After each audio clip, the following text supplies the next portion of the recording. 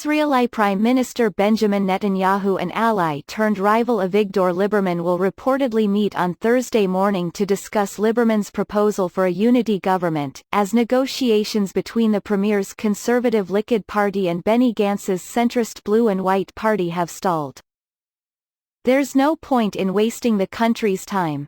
We'll meet, see if it's serious or not, and make a decision accordingly," Netanyahu told Liberman over the phone, according to the Times of Israel.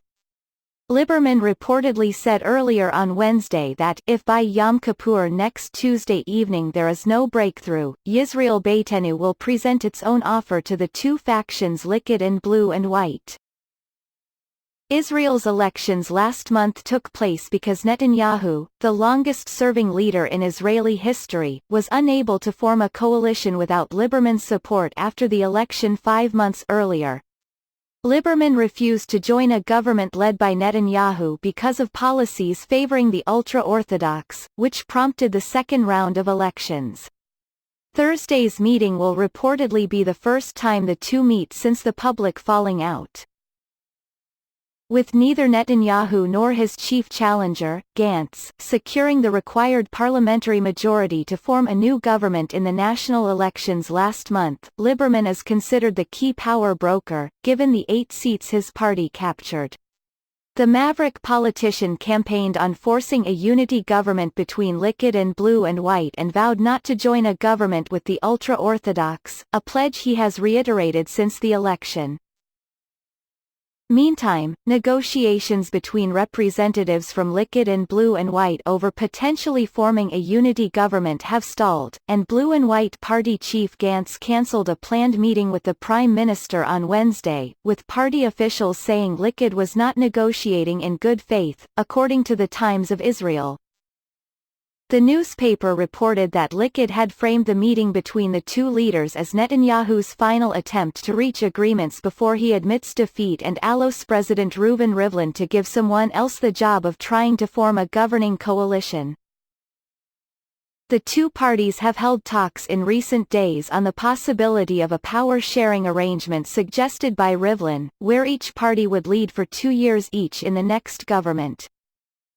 Officials with the Blue and White party have reportedly said negotiations are being stalled because of Likud's insistence on Netanyahu being the first to lead a rotation deal, as well as the party's demand that Likud take part in a unity government only if it includes smaller right-wing and ultra-Orthodox religious parties. After the elections, the leaders of ultra-Orthodox parties and a national religious alliance signed an agreement with Netanyahu pledging to go into coalition negotiations as one 55-seat bloc led by him. Gantz, a former military chief, and Liberman were against the move.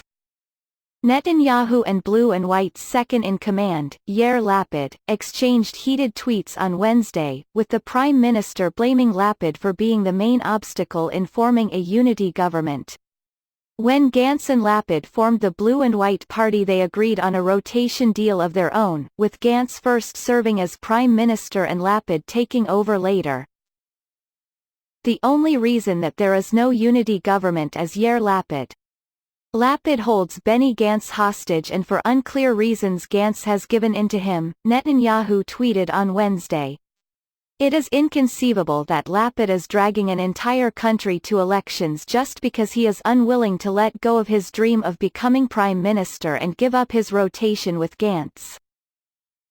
Lapid responded on Twitter, "Indeed, one person holds the country hostage.